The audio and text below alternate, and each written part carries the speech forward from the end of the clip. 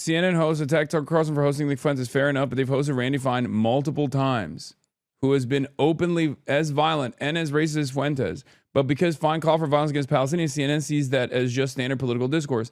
And Randy Fine hasn't just called for violence against Palestinians. He's also called for violence against Muslim congresspersons like Ilhan Omar, for example, and Muslims in the United States of America. Randy Fine is more overtly Islamophobic than even Nick Fuentes is overtly anti-Semitic, because like there is still a degree of stigma, institutional stigma specifically, around anti-Semitism. So Nick Fuentes has to like dial it back, and it still comes out, right, at times, but no such institutional stigma exists for Islamophobia. So Randy Fine gets to say whatever the he wants about Muslims. And the thing is, this is a reality that Nick Fuentes himself is aware of, and he will use to his advantage. Here it is. Look. Even those people that are criticizing Israel, because to say it's about Zionism or about a genocide is really just not even. Are you okay with anti-Semitism but not Islamophobia? Can you point to a single moment where I've said I'm okay with anti-Semitism? Can you actually point to a single instance where I've ever actually allowed anti-Semitism to manifest in this community? You can't. I fight against anti-Semitism every single day. Every single day. My bad, King. I was curious. Okay. What's frustrating about this process, like what's frustrating about this dynamic, is that it also feeds into anti-Semitism. That's it. Like, it's just, bro, why are you streaming? Go have some soup dumplings. First of all, it's 9 a.m. The whole picture here. So Dasha Nekrasova got fired by Hollywood for hosting an anti-Semitic person that says Jews run Hollywood. Insane. But we all know this is how it goes. We all know this is the way it works. What do you think about Mohammed El-Kurd tweet about Jewish supremacy? Israel is a Jewish supremacist nation. Zionism is a Jewish supremacist politics. It's a Jewish supremacist ideology. It's fascist. It is true. I don't even know what Mohammed El-Kurd said, but everybody gets so in their feelings about this. But there is a degree. It's interesting because Zionism is billed to the in-group as a Jewish supremacist ideology, except at the same time, it does have a higher degree of priority for whiteness as well, which is part of the reason why you have like 1 million Russians who aren't ethnically or religiously Jewish that have Israeli citizenship, for example. So like, it's first and foremost a settler colonial project, right? So it's not even like it's more complicated than black and white, if that makes sense. Also, yeah, Dasha is a great example of this inconsistency. Dasha from Red Scare has been photographed dressing a target as in the gun range as a Palestinian. She's friends with other Nazis as well. She's done a whole bunch of stuff. She said horrible things. She has been actively presenting herself as like a reactionary. So it wasn't her own racism that actually got her to be dropped from her talent agency. It was actually her collaboration with Nick Fuentes that did it. And that, to me, once again, reinforces this double standard. And you have to consider the following. When Trump got elected, there was this feeling that cancel culture was over, right? Am I wrong in saying this? A year ago, I think you could even say it was the consensus that comedy had been legalized and cancel culture is over, and a spirit of liberalization, and by that I mean openness, had come to America. That we'd emerged on the other side of the woke, cancel culture, political correctness, the peak of that, which might have been reached, let's say, arguably in 2022 or 2023. And this had a lot to do with Elon acquiring Twitter and other things. But what we have seen ever since then is that was really just half the story. Cancel culture did not end. It ended about certain topics. You have license to be cruel to brown people. Am I wrong? That's what that meant. When people said cancel culture was over, it meant that you can say offensive things about black people. What is this? We need to have an honest conversation about Jewish supremacy, and I don't mean this in a weird Islamist way either. Jewish supremacy is rooted in the belief that anti-Semitism is a unique form of evil that is more morally urgent than other kinds of racism. I'll write something about it in the next week or so. Yeah, I mean, I know where Mohammed El-Kurd is coming from. First and foremost, his family's home was literally stolen in Israel, like very publicly.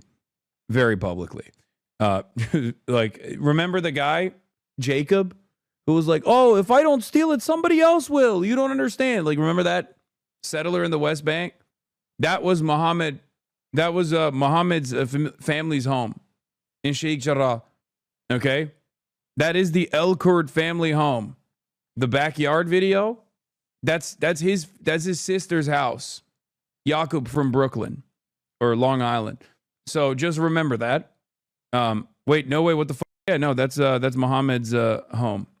If anyone has the clip, I'll pull it up. But that could be said about other marginalized groups and forms of oppression too. It's called Oppression Olympics. A lot of people engage in it. No, we're not talking about Oppression Olympics. We're talking about institutional stigma. Okay? There is only right now, as it stands, amongst the Republicans who have run on a campaign of it's no holds barred. You can be mean and ruthless to every marginalized group. Except for one group, right? Like they are the ones who are operating on this wavelength. All bigotry is repugnant, morally abhorrent, and unacceptable. But some bigotries are permissible by the institutions. As a matter of fact, a lot of bigotry is cast aside as marginal or inconsequential or not that important, as opposed to one type of bigotry that still has some kind of institutional stigma associated with it, where you'll get dropped from your agency or whatever, right? Like Amy Schumer can say whatever the fuck she wants about Palestinians, Muslims in general.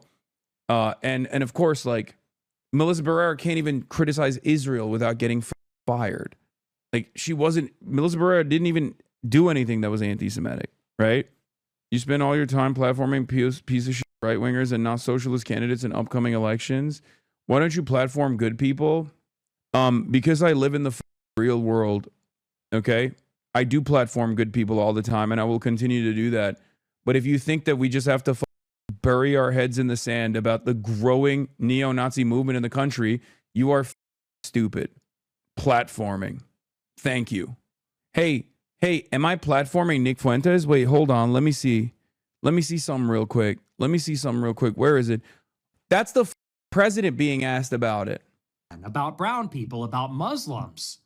And our Republican Party and our Republican government and the conservative movement was willing to look the other way. They said, now we're willing to tolerate cruelty and abuse and stereotypes and jokes and offensive things and maybe, a degree of identity politics from white people and against non-whites, the third world, Muslims, barbarians, even about women. J.D. Vance said that it's liberal cat ladies, it's white liberal cat ladies that he hates the most. They're the biggest problem. So they tolerated all this. It's so funny because, like, this is the purest expression of Republican politics, reactionary politics. He's a Nazi, right? And Nazi fascism or white Christian nationalism, which is like what his version of it is, in the United States of America, is the purest expression, the purest distillation of Republican politics. It's the core, which is why it's so alluring for many. And that is the reason why it's so terrifying for a lot of people in the Republican Party, because they don't want to go to that degree. They don't want to go there. They don't want to take it there. And not because they're fearful that, like, the Republican Party is going to do the Holocaust to Electric Boogaloo or something. They don't want to go there because because they don't give a shit about Jews either. Let's be real. Like the Republicans in power don't give a shit about Jews either. Okay. But this actually threatens America's continued allegiance with Israel. It creates too much discontent. And because it's the purest form of reactionary politics, it presents a real threat for institutional power. Because if you were to have someone who actually is genuinely anti-Israel and genuinely anti-Semitic, then all of a sudden, if they were able to win office, then they could change the trajectory of American foreign policy, at least in the way that Americans, in the way that the State Department deals with Israel, in the way that State Department has a seemingly never-ending loyalty to Israel. That's the reason why Republicans are afraid. Offensive stuff against every other group. But what was happening all the time is that, of course, the Who was the Nazi that got punched? Was that Fuentes? No, that was Richard deal Spencer. is that you could never criticize the Jews in Israel. So the left can hate on white people, the right can hate on non-white people, but nobody is allowed to say anything about Jews. Nobody is allowed to say anything about Israel. And isn't that up? I don't care if you're from the right or left, or you're white or black. We can all agree that that is basically the arrangement. The left hates whites, and the right is very offensive towards non-whites. That's fair to say. I say nigger on the show. I know black people are offended by that, I'm sure. And black people on the left say very offensive things about whites. And we're fighting each other. The right is fighting the left is fighting the right. The whites are asserting identity politics against the non-whites. The non-whites are asserting their grievance politics against the whites. And you know who sits outside all of it? It's this other group. And they will lean in on either side. Stephen Miller will lean in and attack white hippie boomers that suck and Hispanics. And you'll have Jews on the left that'll attack, white people, and Jews on the right will attack black people. But the one group that is totally outside criticism, the one group that is totally outside accountability is Jews. If you talk about the way they're organized, the way they behave, you get fired. You lose your job. And by the way, this is what Ye was talking about a few years ago. I think it's so insane that his analysis is he look, listen to his words, right? When he says criticism, oh, he dropped the hard R. I didn't hear that. I was in the room, but I didn't even notice that he did that. But when he guys, shut the f up. I'm doing political commentary over a prominent neo-Nazi that the president of the United States is addressing. Okay. Yes, he said the N-word. We have shown videos of Lee Atwater also saying the N-word. Calm the f down. Okay. Jesus Christ. This is the state of affairs in America. Okay. Become a adult right now. Wake up. Wake the f up. Lock in. This is where we're at in our politics. If you don't like it, you can go somewhere else. You can imagine an alternative vision. Go watch some flop tubers if you want to pay attention to nonsensical bull. Unfortunately, this is where the we're at. Okay? Goddamn. He is a Nazi. Okay? You left the video playing itself. That's not the issue. Maybe woke today, but I don't think it's okay to leave this playing without you being in the room to address it. If his words are playing on screen and don't push back, some idiots are going to get duped. I am in the room. I'm literally right there. I'm in the corner of the room getting putting coffee in the coffee machine. Okay? Listen. One of the things pay close attention to his words. One of the things that he's doing here, aside from saying the literal N-word, is that he is trying to make it seem like his racism is actually simple criticism and accountability. It's okay?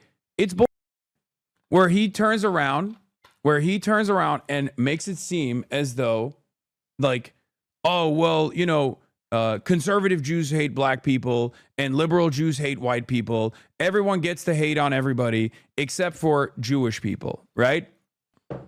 He masquerades or tries to make it seem like pure unfiltered racism and bigotry is actually not an idiotic form of hatred, but instead reasonable criticism, right? It's ridiculous. Hasan is not saying it's based in true. He clearly doesn't agree with him. Obviously, I don't. People are just 2 to 3 years ago, you try to not give this idiot attention, and now his name and actions are being brought up directly to the president. What a timeline. I know. And you have to understand. You have to understand something, okay? None of this is acceptable. In polite society, none of this should be acceptable. I'm in favor of no bigotry, not all bigotry. If Nick Fuentes is in favor of all bigotry, I'm on the exact opposite of that, where I'm saying none of it is acceptable. But the very fact that the media does have a carve out almost that they cynically weaponize too, because it's not just it's not just the media getting mad about anti-Semitism. It's also oftentimes the media getting mad at things that aren't even anti-Semitic, that they present as anti-Semitism. And the only takeaway for the average American from that conversation is, okay, what the is this what we have to worry about all the goddamn time? Like nonstop? Especially considering that at least currently, this might change, and it wasn't the same throughout history, but at least currently, there is no systematic discrimination against Jews in the same way that there is for black people, for example, or brown people, right? There is discrimination against Jews. Jews are a marginalized population, at least historically, right?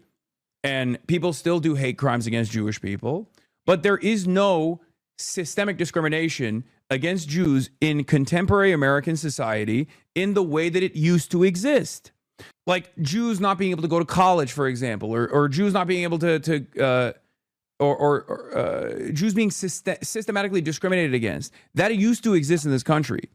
In modern society, it does not. And in the absence of that, there is still a tremendous amount of coverage, hyper focusing on both real anti-Semitic incidents and even things that are not anti-Semitic being presented as anti-Semitism. And that makes most people who aren't Jewish, who have never been around Jewish people, look at the situation and go, why the do we care about this? What the hell is going on? And that's exactly how people like Nick Fuentes can present themselves as truth tellers, as people who have identified this inconsistency and are unafraid to say it. If you want to understand how this person has been able to rise to such a degree of prominence, it's primarily because of Israel, and more consequentially, it is the way that our organs of the media, the way that they have covered this issue, the way that they have actually defended Israel or contextualized Israel's violence or attacked Israel's critics. David Frum compared you and Zoran to Nick. They're downplaying this Nazi. Exactly. Who is the national Democrat who will speak as honestly and courageously about Mamdani and Piker as Ted Cruz has spoken about Carlson and Fuentes? The disease is worse than the GOP side, but the immune system is weaker on the Democratic side. This is ridiculous. Like, this is incredibly sinister.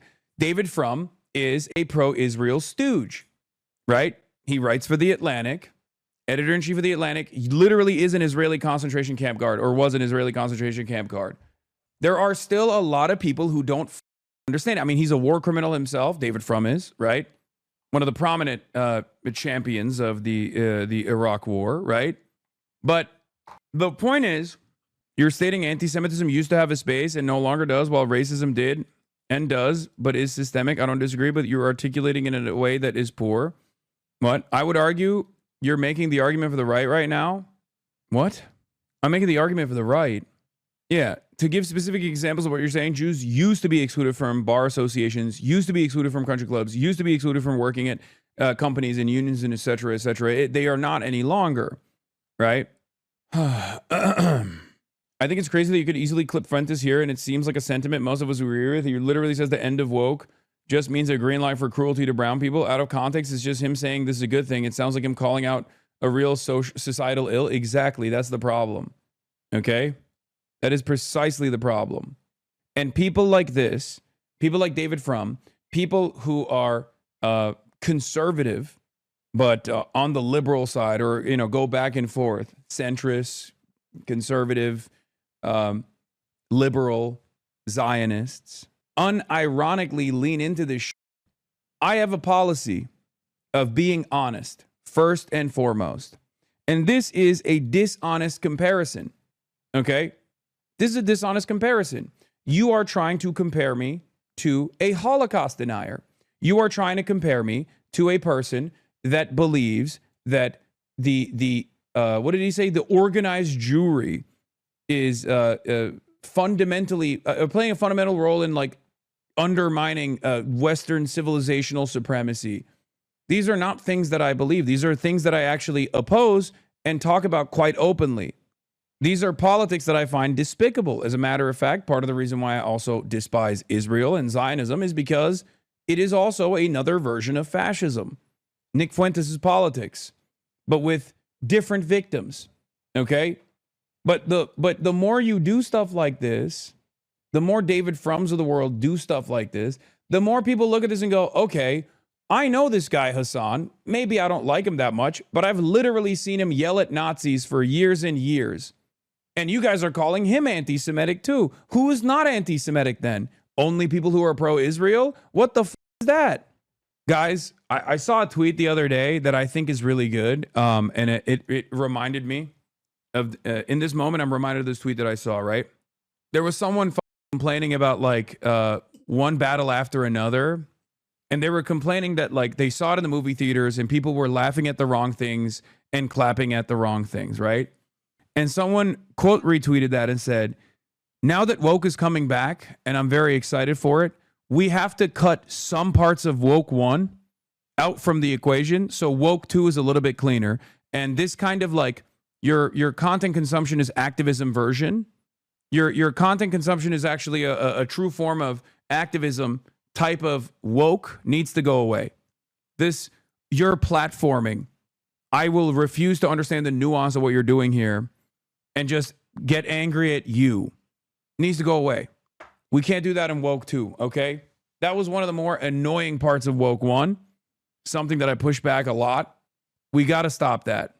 Platforming as a criticism has always been so pointless. No, it's not necessarily pointless. If there is a no-name, nonsensical neo-Nazi and plucking them from irrelevance is platforming them. But if that neo-Nazi has already dined with the goddamn president and is now being quoted in mainstream news every single day and is causing a genuine fissure in the Republican Party, then it's no longer platforming. You're just a moron if you think that that is platforming. You cannot platform someone who already has a massive platform. Okay? You can't do that. There is no such thing as platforming when someone is on Tucker Carlson, when someone is getting called out by name in the Heritage Foundation and clearly causing a fissure within the Republican Party. If you think that that's platforming, you're an idiot, okay? Shut up. Anyway, yeah. Woke 2 making a big comeback means we're going to have to start cutting these parts of woke 1 off like dead limbs if we want to survive. Watching movies is the right/wrong way. Activism is not a style of criticism anybody's interested in hearing about in 2015. Yes. We can't do that. Even if it's criticism that's valid, we can't do that. Sometimes it feels like the left would rather dig in their heads into the least confrontational and comfy communities, just a circle jerk about theory and daydream about some supposed future revolution instead of acting in the reality that we live in where fascism is winning. Exactly. I've never done that and I never will do that. You know, if you want that, you got to go somewhere else. Okay. If you want that, you got to go somewhere else. You got to organize in the world that we live in, not the world that you imagine we're inside of. Hot fix for woke 1.9.6.3. Consumption of content is no longer activism. Criticizing people for watching content no longer provides woke points. Yes. But yeah, I like this one. You sound like a robot. Anyway, let's finish this thing. Hold on. That suck and Hispanics.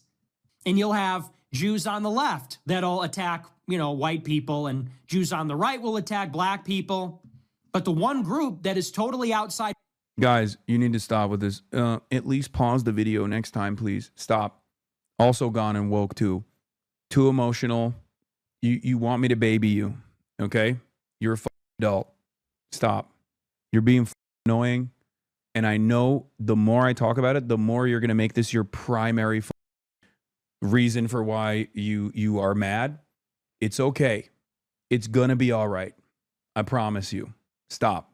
Some of you want me to change your diapers. Okay? Leftism, the one group that is totally outside accountability is Jews. If you talk about the way they're organized, the way they behave, you get fired. You lose your job. And by the way, this is what Ye was talking about a few years ago. He was talking about it this year. He said, if I make a song about killing black people, it goes triple platinum. If I make a song about being a gangbanger and killing black people, other black people, and abortion and violence, then I'm a triple platinum recording artist. I'm honored at the Grammys. I'm honored at the White House. I'm honored by Rolling Stone magazine and the New York Times. If I make a song called Heil Hitler. Like, this is, again, another incredibly idiotic argument. A rapper talking about his own personal experiences growing up, which might include violence, is entirely different than someone highlighting Adolf Hitler, okay? A ruthless Nazi mass murderer. What the These are all a sequence of false equivalencies that unironically work with the dumbest people in society. It's the same reason why people can always get away with, oh, you can make fun of white people, but if I say something about black people, all of a sudden it's a big problem. Yeah, it is. Because white people, especially in the United States of America or in the Western world, have never been systematically discriminated against on the virtue of their whiteness. They have been discriminated against and ruthlessly brutalized on the virtues of class. As a class issue, yes, this is true. And it's so annoying that every time you try to like answer the reverse racism shit, people just want like no context, no nuance, just black and white answers. And if you are incapable of nuanced thinking, then yes, this works so well for you. You go reverse racism. Yeah, you're right. Why is it that? Why is it acceptable? Okay, why is it acceptable? I think I want this absurd comparison. It makes me feel better. Okay, every single thing that he's dropping in here is actually super old school Republican politics, which is why I always say Nick Fuentes' politics is the purest distillation of reactionary politics. What he's saying here, maybe not about like, you know, the anti-Semitism, but what he's saying here is what you heard from Bill O'Reilly, what you heard from Glenn Beck, what you heard from Rush Limbaugh over and over and over again. The notion that, you know, I say one thing about how violent and angry these blacks are and everybody gets up in a tiffy, but you can say whatever you want about white people in America and no one gets mad. This double standard is ridiculous. It's like, that's not a real double standard. That's not a real double standard because there has been no active, systematic form of oppression against white people, both at any point in American history, on the basis of whiteness. Okay? Nobody was enslaved purely because they were white. That's the reason. This is also the reason why the N-word is not just a mean word that hurts black people's feelings, but it's more so a reflection of white supremacist history, a reminder of white supremacist history, and a consistent demand to restore that racial pecking order, or to remind people that that racial pecking order to some degree still exists. It is a way to dehumanize every single black person across the board. That's the reason. Without chattel slavery, the N-word would not be as consequential.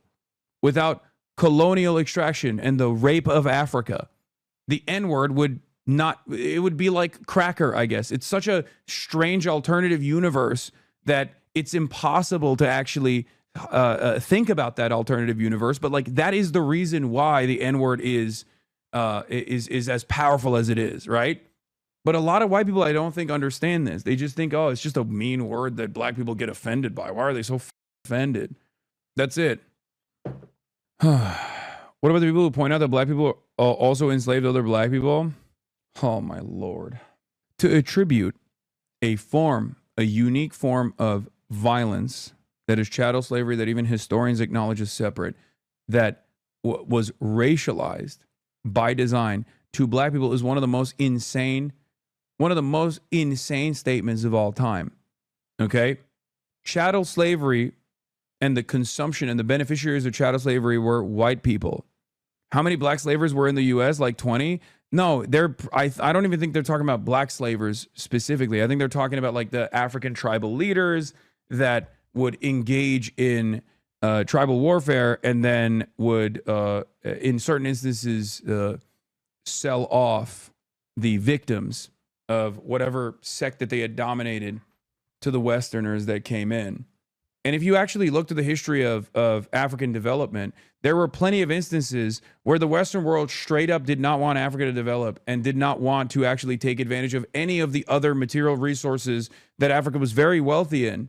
Africa has been a very wealthy continent, very materially rich, very resource-rich continent. And historically, Western colonialists have decided, we don't want any of that shit. We only want people. We only want slaves.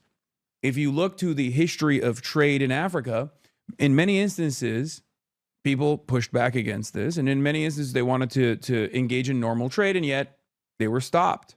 They did not want competition. Western colonists did not want competition with other material resources that were being extracted. They simply wanted human beings to enslave.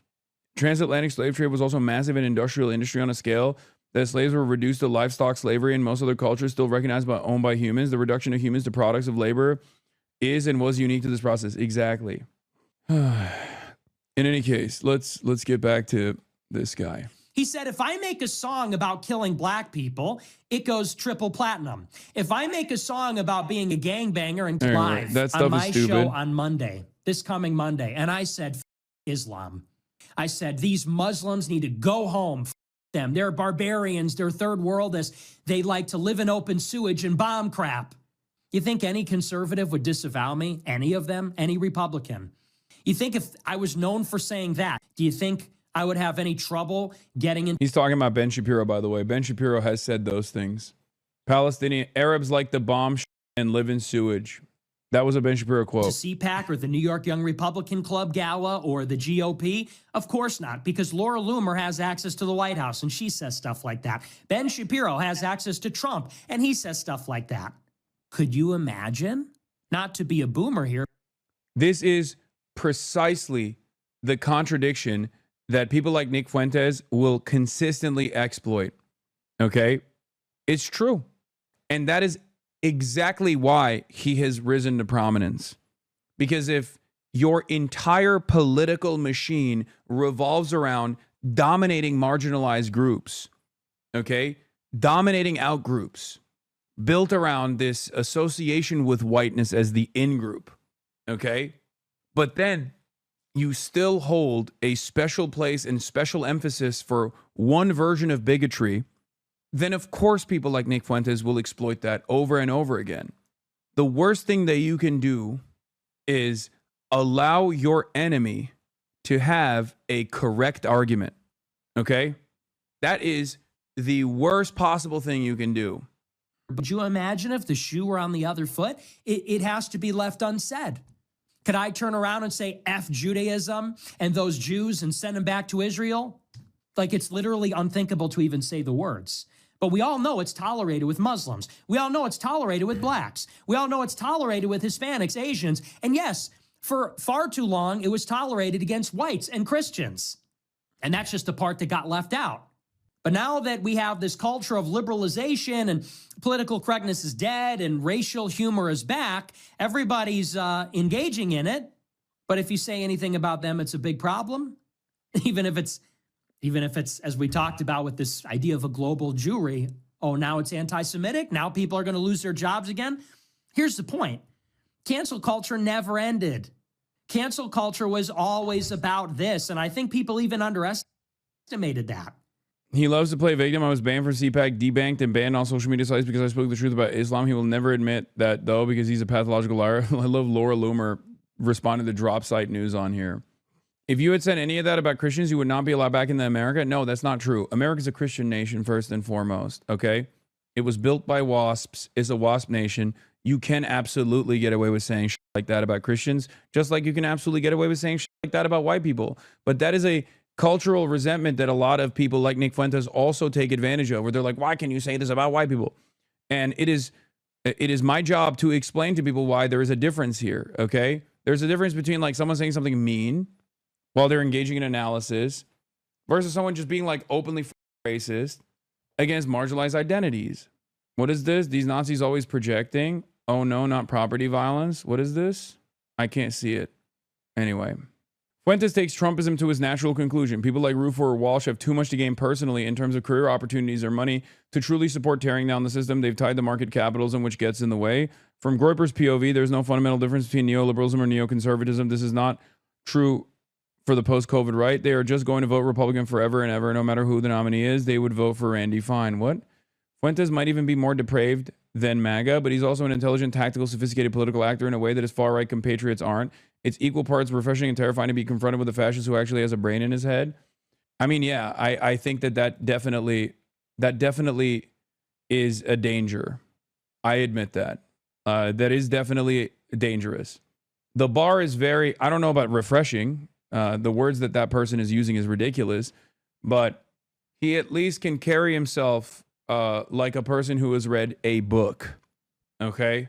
And that is an incredibly high bar to, incredibly low bar to clear, but one that he actually does clear for right-wing politics. Okay?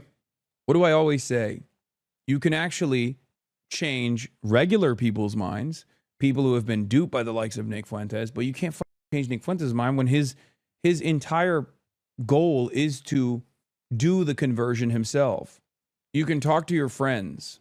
You can talk to people that you meet in the real world who might actually have these kinds of morally repugnant attitudes. You can talk to them. You can gently move them to your side, but you can't actually convert people who have a financial interest in presenting themselves a certain way. Okay? At that point, doesn't even matter if it's a sincerely held belief or if it's something that they're doing because they realize that they get more recognition that way. They get more prominence that way. Right? But yeah, the reason why we talked about this is because Dana Fash and CNN in general has had Randy Fine over and over again without ever calling into question some of the horrifying things that he has said. But let's be real, it's because he said that about appropriate groups. He said that about groups that nobody gives a shit about, nobody cares to defend. This inconsistency, especially on the right, will always be weaponized. Especially on the right, will always be abused. Because right-wing politics can never be about improving the material conditions of the working class. It is inherently reactionary. It's opposed to that, and therefore they play in the waters of culture war narratives, and therefore they talk quite a bit about petty grievances of the in-group, petty grievances of white people, perceived victimhood of white men. And a big part of that allegiance is around, especially for young men in particular, is around being able to just be as ruthless and as bigoted as you want to be, right? You're a pussy if you can't say slurs like, oh my God, you can't say the R word? Oh, what a bitch, right? Oh, I voted for Donald Trump because I can say the R word again, right? There are people who have done that. So if that's the core of your politics, then of course Nick Fuentes is going to be the purest distillation of that, paired up with dramatic attitude shifts against Israel, swinging from either not really knowing what the fuck Israel is or just being unconditionally pro-Israel to, oh my God, Israel is the cancerous entity in the region that is so destructive to all of its neighbors, and that you should be able to call it out without it getting any significant pushback, and yet people keep constantly yelling at you and saying you're anti-Semitic, and you arrive at this media demon reaching a level of prominence. And he can very easily navigate this. Discourse by, one, exposing the contradictions by saying, "Oh, you get mad at me for saying this about Jews, but everybody is saying whatever kind of heinous shit about black people, about Muslims in general," which he also says, by the way. Like, he is on the exact opposite of this argument that I'm on, right? Like, we are on the exact polar opposites. I think all of that is unacceptable and up.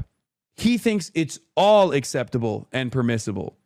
And if you can't make a distinction between those two things, if you can't decide, which side is right, which side is wrong, and you just go, no, they're both the same, I'm in the center and they're both seemingly the same, then you're basically allowing that kind of politics to be the norm. That's it.